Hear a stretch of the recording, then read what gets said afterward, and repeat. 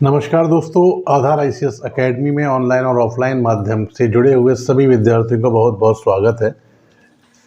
Geography का topic आपका चल रहा है और पैरेलल क्लासेस भी चालू हो चुकी हैं, जिसमें इतिहास, जीव विज्ञान, इकोनॉमिक्स, करंट अफेयर्स, इस तरह की चीज़ें आपको मिल रही हैं। तो ज्योग्राफी के कुछ लेक्चर्स अभी बाकी हैं, उसके बाद आपका पॉलिटी का क्लास भी शुरू किया जाएगा। स्टेट वाइज भी जनरल स्टडी हम लोग कवर करेंगे। तो लास्ट टॉपिक में हमने ज्योग्राफी में जो पढ़ा था वो पढ़ा था रॉक्स के बारे में, शेल के बारे में।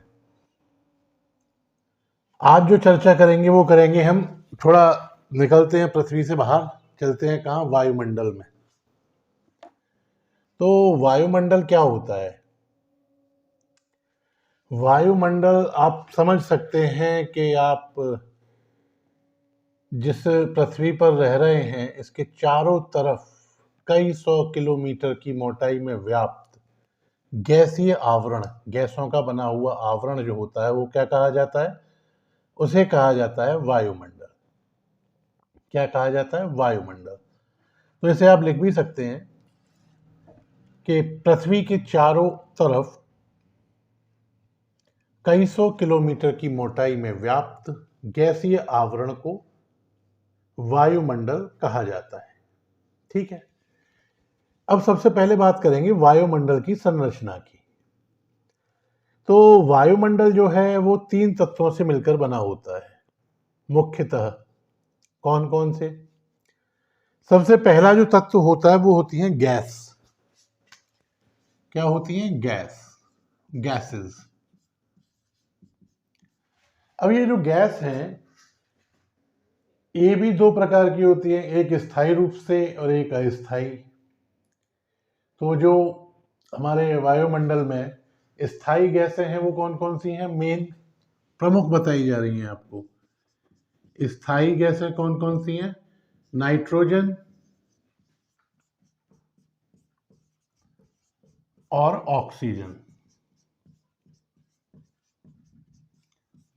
नाइट्रोजन और ऑक्सीजन। अस्थायी गैस प्रमुख कौन सी है? अस्थायी गैस जो प्रमुख वो कौन सी है? Carbon dioxide. लिख सकते हैं जो लिखना चाहें, कार्बन डाई ऑक्साइड। इनके इनिशियल्स जो केमिस्ट्री में लिखे जाते हैं वो इसलिए यूज नहीं कर रहे हैं कि सभी लोग, जरूरी नहीं है साइंस फैक्ट से ही हो, आर्ट्स वाले भी काफी सारे लोग हमारे साथ जुड़े होंगे। ठीक है ना? तो नाइट्रोजन और ऑक्सीजन ये कैसी हैं? स्थायी गैसें, और कार्बन डाइऑक्साइड अस्थायी गैसें। दूसरी जो महत्वपूर्ण तत्व है वातावरण का वो क्या है? वो है जलवाष्प, वाटर वेपर। जलवाष्प महत्वपूर्ण तत्व है जलवाष्प। ये कितनी होगी? पहले जलवाष्प क्या होती है? जलवाष्प होती है वायु के अंदर जल की मात्रा। सूर्य की किरणें समुद्र पर पड़ी, समुद्र वाष्पीकृत हुआ और उस जल के कुछ भाग को वायुमंडल ने अवशोषित कर लिया। तो जलवाष्प, इसकी मात्रा लिखना चाहे लिख लीजिए, इसकी मात्रा तापमान पर आधारित रहती है। तापमान जितना ज्यादा होगा जलवाष्प उतनी ही ज्यादा होगी। तो इसकी मात्रा किस पर आधारित है? तापमान पर है। जलवाष्प के कारण ही वर्षा, ओला, पाला आदि संघनन के विभिन्न रूप आपको देखने को मिलते हैं। जो बारिश गिरती है, ओले पड़ते हैं, सर्दियों में खेतों में देखा होगा जो लोग गांव से आते हैं, पाला पड़ता है रात को, सर्द रातों में। ये सब आपको डिटेल में अलग से भी पढ़ाए जाएंगे। यहाँ मेन आपको अभी कंपोजिशन पर चल रहे हैं एनवायरनमेंट के। ठीक है, तो जलवाष्प के कारण ही क्या होता है? वर्षा, ओला, पाला, संघनन के विभिन्न रूपों का सृजन होता है। एक और चीज याद रखिएगा इसके बारे में, इंपॉर्टेंट है कि यह वायुमंडल में सर्वाधिक परिवर्तनशील और असमान वितरण वाली गैस है। क्या है? सर्वाधिक परिवर्तनशील तथा असमान वितरण वाली गैस है। ठीक है, यहां तक कोई आपत्ति? कुछ समझ में ना आ रहा हो पीछे से? ठीक। जो तीसरा आता है महत्वपूर्ण तत्व वो है डस्ट पार्टिकल्स या धूल के कण। अब आप कहेंगे इनसे क्या होता है? इनसे होता है प्रकीर्णन, स्कैटरिंग।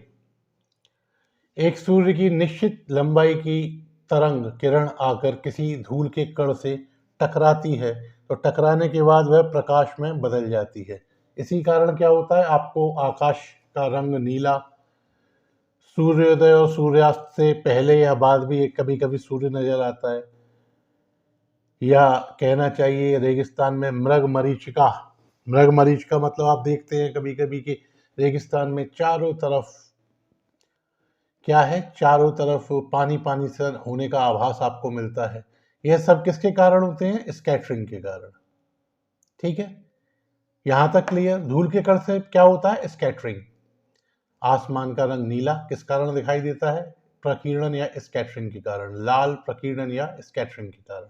इंद्रधनुष जो आपको दिखाई देता है वो रीजन क्या है कि अलग अलग लंबाई की तरंगें अलग अलग प्रकार के डस्ट पार्टिकल्स, जिसमें गैस, स्मोक, हेज कोई भी हो सकते हैं, उनसे टकराकर अलग अलग रंग का प्रकाश देती है।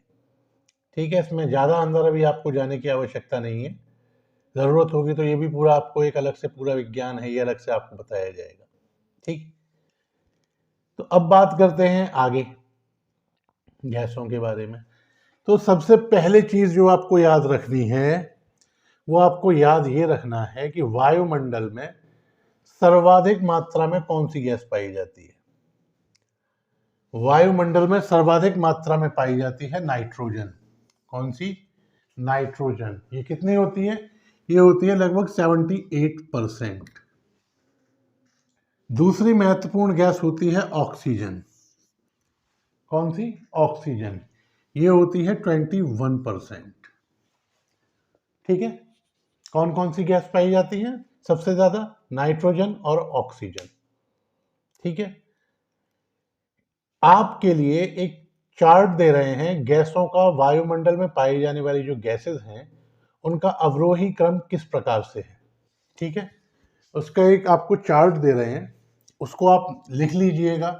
याद करना पड़ सकता है क्योंकि आंसर आते हैं सही क्रम में लगाने के लिए। इस टॉपिक से इंपॉर्टेंट है इसलिए आपको बता दे रहे हैं। सबसे ज्यादा मात्रा में नाइट्रोजन। नाइट्रोजन नाइट्रोजन के बाद जो नंबर आएगा वो कौन सा है? ऑक्सीजन। ऑक्सीजन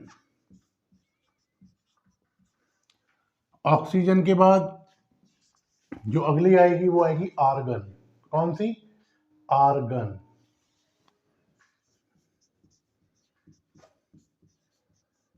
आर्गन के बाद कार्बन डाइऑक्साइड CO2। कौन सी? Carbon dioxide CO2। फिर नियॉन। नियॉन के बाद हीलियम। नियॉन के बाद हीलियम। ठीक है, हीलियम के बाद मीथेन। मीथेन के बाद जो आएगा नंबर वो आएगा क्रिप्टन का। क्रिप्टन। क्रिप्टन के बाद जो अगला नंबर है वो आएगा जीनॉन। जीनॉन। जीनॉन के बाद ओजोन।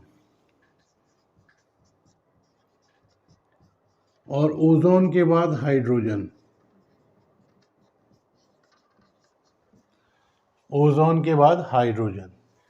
वायुमंडल में सबसे ज्यादा मात्रा नाइट्रोजन की, सबसे कम हाइड्रोजन की, नाइट्रोजन से कम ऑक्सीजन, उससे कम आर्गन, फिर कार्बन डाइऑक्साइड, फिर neon, helium, methane, krypton, xenon, ozone, hydrogen. तो ये सीक्वेंस है इन गैसों का घटता हुआ क्रम वायुमंडल में। जो बेसिक आपको याद रखनी है वो ये चार आपको याद रखनी है घटते हुए क्रम के लिए: नाइट्रोजन, ऑक्सीजन, आर्गन और कार्बन डाइऑक्साइड। ठीक है, एग्जाम के लिए ये चार आपको महत्वपूर्ण है, याद रखनी होंगी किसी भी एग्जाम के लिए। ठीक है, यहां तक कोई दिक्कत नहीं। अब वायुमंडल का कार्य क्या होता है ये समझिए। ये मिटा दें।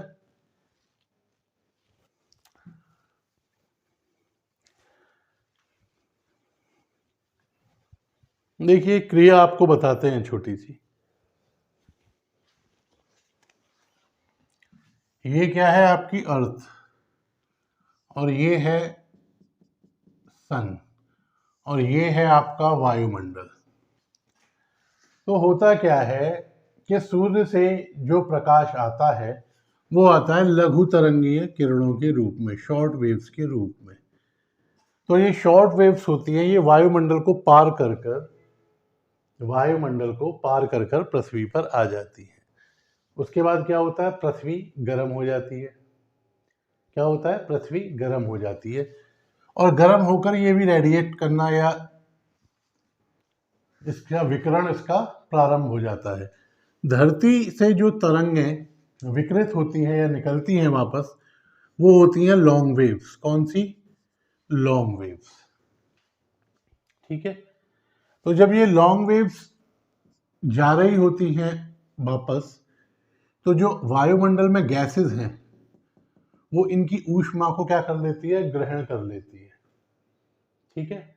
और जिस गति से शॉर्ट वेव्स पृथ्वी तक पहुंच रही हैं छोटी होने के कारण, दीर्घ तरंगें उस प्रकार से वापस वायुमंडल में वापस नहीं जा पाती। ठीक है। तो कार्बन डाइऑक्साइड, CFC, इस प्रकार की बहुत सी गैसेस हैं जो कि इन किरणों को क्या करती हैं, एब्जॉर्ब कर लेती हैं, और पृथ्वी है यहाँ पर एक तापमान को मेंटेन करती हैं। क्या करती हैं, एक तापमान मेंटेन करती हैं। तो कह सकते हैं कि वायुमंडल के कारण हमारी पृथ्वी पर एक तापमान मेंटेन होता है। ठीक है। अब समस्या क्या है, गर्मी तो रुक गई, ये लॉन्ग वेव्स वापस भी उतनी स्पीड से नहीं जा पा रही। अगर इन गैसों की मात्रा वायुमंडल में बढ़ जाती है तो क्या होगा, ये अधिक गर्मी रोक कर रखेंगी। क्या करेंगी, अधिक गर्मी रोक कर रखेंगी। इसी अधिक गर्मी के कारण, क्योंकि वायुमंडल में गैसेस की मात्रा बढ़ती जा रही है, आगे चर्चा भी करेंगे, तो जो आप ग्लोबल वार्मिंग सुनते हैं उसमें क्या है, वृद्धि होती जा रही है। क्या होता जा रहा है, उनमें वृद्धि होती जा रही है। अभी आगे इसी में ओजोन परत के बारे में भी जोड़ेंगे, ऐड करेंगे, तब और आप ढंग से समझ पाएंगे। ठीक है। यहां तक समस्या आपको? तो जो लिखना चाहें वो लिख सकते हैं कि वायुमंडल सूर्य से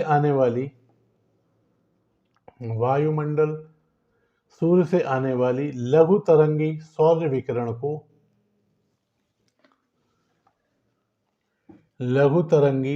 विकिरण को धरातल पर आने देता है।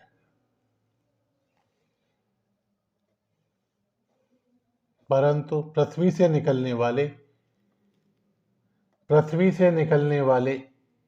दीर्घ तरंगी विकिरण को वायुमंडल से बाहर नहीं जाने देता। दीर्घ तरंगी विकिरण को वायुमंडल से बाहर नहीं जाने देता। इस प्रकार वायुमंडल गर्मी को रोक कर रखने का कार्य करता है। इस प्रकार वायुमंडल पृथ्वी पर गर्मी को रोक कर रखने का कार्य करता है। यह पृथ्वी पर औसतन 15 डिग्री तापमान बनाए रखता है। यह पृथ्वी पर औसतन 15 डिग्री तापमान बनाए रखता है। यहां तक क्लियर हुआ? चलिए अब आगे चलते हैं। आगे आपको बताएंगे गैसेस का इफेक्ट क्या क्या होता है। तो हेडिंग बनाइए, वायुमंडल की महत्वपूर्ण गैसें। वायुमंडल की महत्वपूर्ण गैसें, ये जो गैसेस हमारे वायुमंडल में पाई जाती हैं वो किस प्रकार से लाभदायक हैं हमारे लिए। तो सबसे पहली गैस आप जो लिखनी है, आप बनानी है आपको, वो है सबसे महत्वपूर्ण नाइट्रोजन।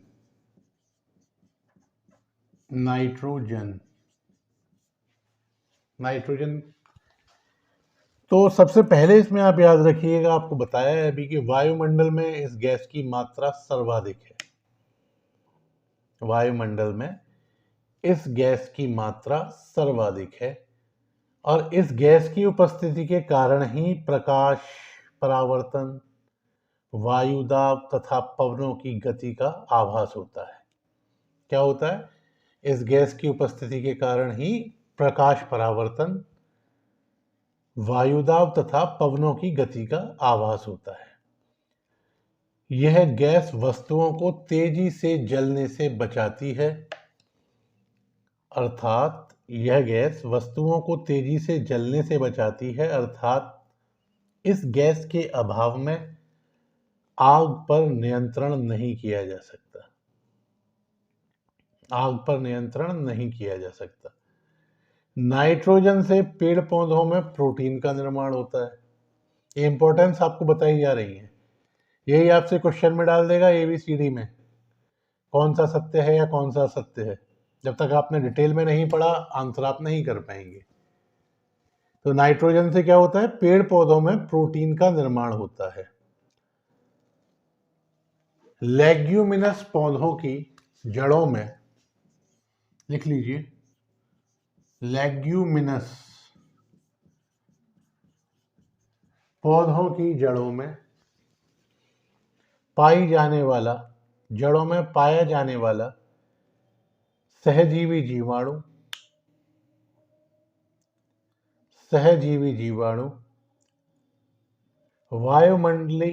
वायुमंडलीय नाइट्रोजन पोषक तत्व की पूर्ति करता है। वायुमंडलीय नाइट्रोजन पोषक तत्वों की पूर्ति करता है। नाइट्रोजन में इतना जानना है आपको। आगे बात करेंगे अब किसके बारे में? ऑक्सीजन।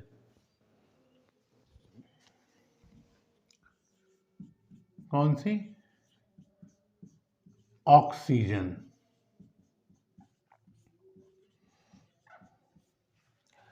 इसके बारे में कुछ महत्वपूर्ण चीजें जो याद रखनी है आपको कि इस गैस के वायुमंडल में होने के क्या लाभ हैं। सबसे पहले आपको पता है कि मनुष्य और जीव जंतु सांस लेने में इसका प्रयोग करते हैं। तो लिखिए, यह मनुष्य तथा जंतुओं के लिए प्राणदायक गैस है।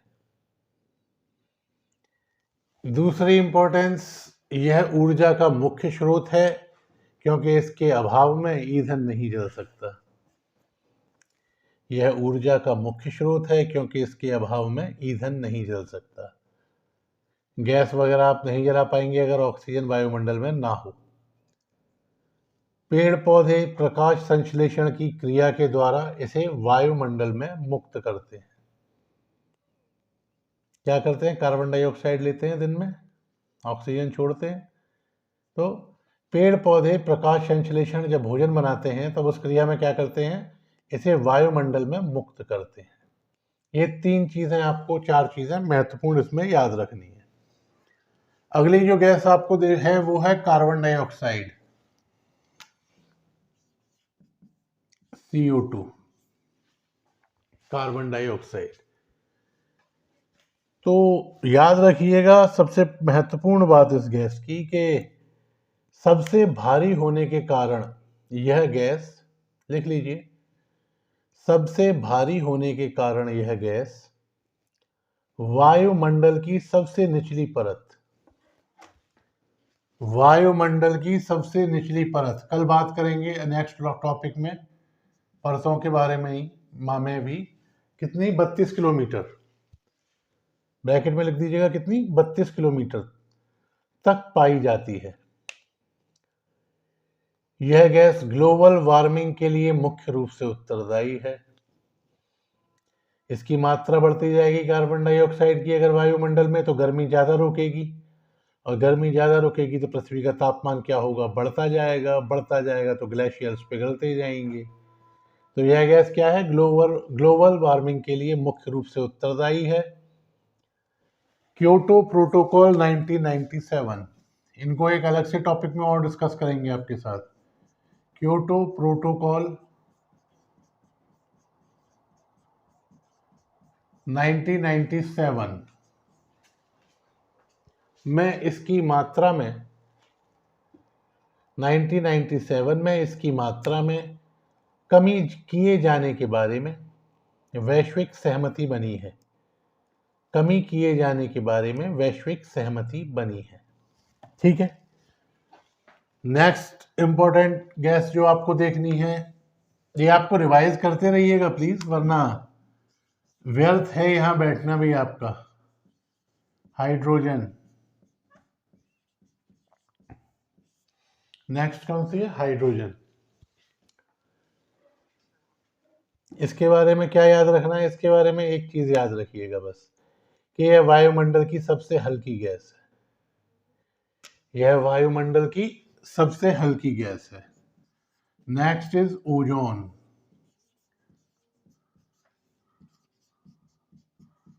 ओजोन, यह ऑक्सीजन का ही एक रूप है। यह क्या है? यह ऑक्सीजन का ही एक रूप है। यह ऑक्सीजन के 3 परमाणुओं से मिलकर बनी नीले रंग की गैस है। ये क्या है? ऑक्सीजन के 3 परमाणुओं से बनी नीले रंग की गैस है। ठीक है, अब एक महत्वपूर्ण चीज, कल आपको हम पढ़ाएंगे क्षोभ मंडल, समताप मंडल, ताप मंडल, बहिर्मंडल, ये सब आपको कल हम पढ़ाएंगे। अभी याद रखिए केवल इतना कि वायुमंडल में अलग अलग परतें होती हैं, क्षोभ मंडल, समताप मंडल, ये उनके नाम होते हैं। तो जो समताप मंडल होता है, समताप मंडल की निचली परत में समताप मंडल की निचली परत में लगभग 12 किलोमीटर से 35 किलोमीटर तक की ऊंचाई, 12 किलोमीटर से 35 किलोमीटर की जो ऊंचाई है, वहां पर एक परत पाई जाती है, ओजोन परत। क्या पाई जाती है? ओजोन परत। ठीक है, होता क्या है, ये जो ओजोन लेयर है, ये जो सूर्य से अल्ट्रावायलेट रेज या पराबैंगनी किरणें पृथ्वी की ओर आती हैं, ये परत उनको आने से रोकती है, जिस कारण से पृथ्वी पर जीवन संभव है। सूर्य की पराबैंगनी किरणें जब अधिक मात्रा में पृथ्वी पर पहुंचती हैं, तो चर्म रोग जैसी कई भयानक बीमारियां वो फैला सकती हैं। ठीक है, तो अब आप कहेंगे कि समस्या क्या है? समस्या ये है कि जैसे जैसे एयर कंडीशनर्स, रेफ्रिजरेटर्स, इन सब का प्रयोग बढ़ता जा रहा है, इनसे एक गैस निकलती है, उस गैस का नाम है क्लोरोफ्लोरोकार्बन। क्लोरोफ्लोरोकार्बन, इसे बोलते हैं शॉर्ट में CFC। क्या बोलते हैं? CFC। तो इस गैस के कारण ओजोन परत जो है वो डैमेज हो रही है, या उसका क्षरण हो रहा है, या कहिए कि ओजोन परत में बड़े बड़े छेद होते जा रहे हैं, जिस कारण हो क्या रहा है, पृथ्वी पर बीमारियां फैल रही हैं। ठीक है, तो ओजोन लेयर को बचाने के लिए मॉन्ट्रियल प्रोटोकॉल 1987, कौन सा? Montreal protocol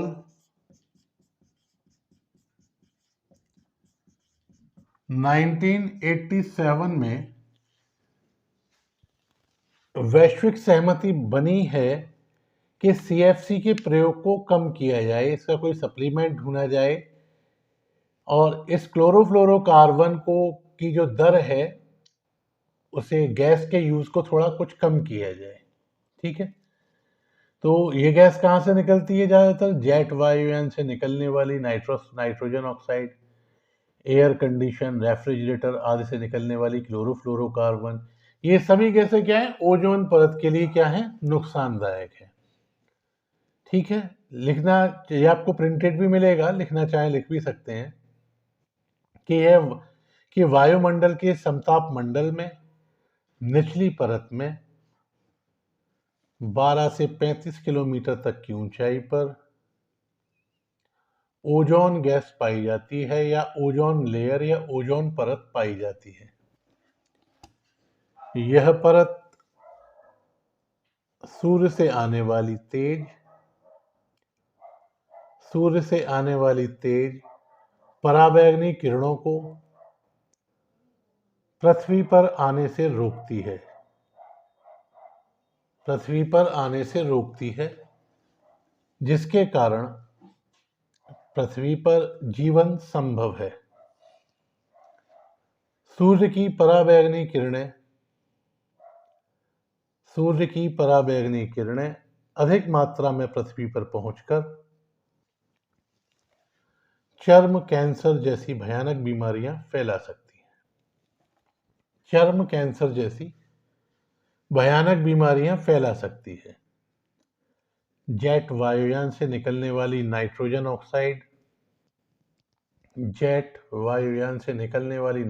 oxide, air conditioner, refrigerator इत्यादि से निकलने वाली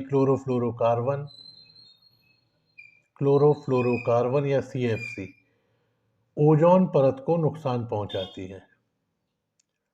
ओजोन परत के संरक्षण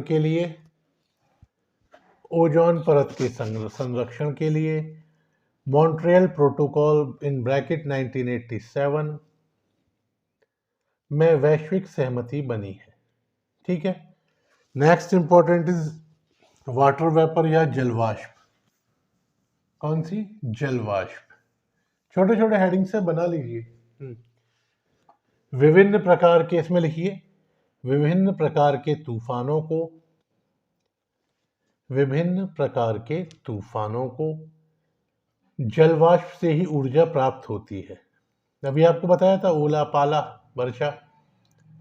तो विभिन्न प्रकार के तूफानों को जलवाष्प से ही ऊर्जा प्राप्त होती है। जलवाष्प तथा कार्बन डाइऑक्साइड, याद रखिएगा, ब्रैकेट में डाल लीजिए इसे। जलवाष्प तथा कार्बन डाइऑक्साइड पृथ्वी के ताप को बनाए रखने के लिए उत्तरदायी है। जलवाष्प तथा कार्बन डाइऑक्साइड पृथ्वी के ताप को बनाए रखने के लिए उत्तरदायी है। ब्रैकेट में एक चीज और डाल लीजिए कि ऊर्जा है, जो सौर विकिरण है, उस सौर विकिरण का अवशोषण कौन कौन करता है। जो सौर विकिरण है, सूर्य से जो ऊर्जा है सूर्य वाली, इसका कौन कौन सी गैस से अवशोषित करती है। तो इसमें लिखिएगा, सौर विकिरण का अवशोषण करने या सौर विकिरण का अवशोषण करती हैं, डैश देकर लिखिए, जलवाष्प, कार्बन डाइऑक्साइड, ऑक्सीजन तथा ओजोन। ठीक है। नेक्स्ट एक लाइन और नोट कर लीजिए कि जलवायु वायुमंडल को नदियों, झीलों, वनस्पतियों तथा सागरों से प्राप्त होती है।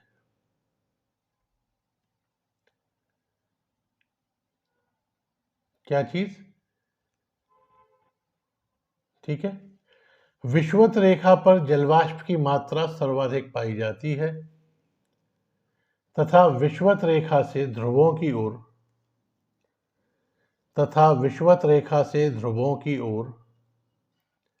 जलवाष्प की मात्रा में कमी आती है। विषुवत रेखा पर जलवाष्प की मात्रा सर्वाधिक पाई जाती है तथा विषुवत रेखा से ध्रुवों की ओर जलवाष्प की मात्रा में कमी आती है। ऊंचाई के साथ साथ जलवाष्प की मात्रा में कमी आती है, ये भी लिख लीजिए। ऊंचाई के साथ साथ जलवाष्प की मात्रा में कमी आती है। क्यों आती है, ये आपको जब रेनफॉल वगैरह पढ़ाएंगे उस टॉपिक में आपको और क्लियर हो जाएगा। ठीक है। तो आज की क्लास में आपके लिए यहीं तक। ये चीज़ें आपको याद करनी है, रिवाइज करनी है। और ऑनलाइन स्टूडेंट्स जो जुड़े हुए हैं और जिन्होंने अभी तक सब्सक्राइब नहीं किया है, प्लीज़ सब्सक्राइब कर लीजिए ताकि हमारे आने वाले वीडियोस की जानकारी आपको मिलती रहे। और कुछ जानना चाहते हैं या पढ़ना चाहते हैं तो कमेंट बॉक्स में आप लिखकर हमें बता सकते हैं। आज के लिए जुड़ने के लिए आप सभी का बहुत बहुत धन्यवाद। नेक्स्ट लेक्चर में फिर से मुलाकात होगी। Thank you.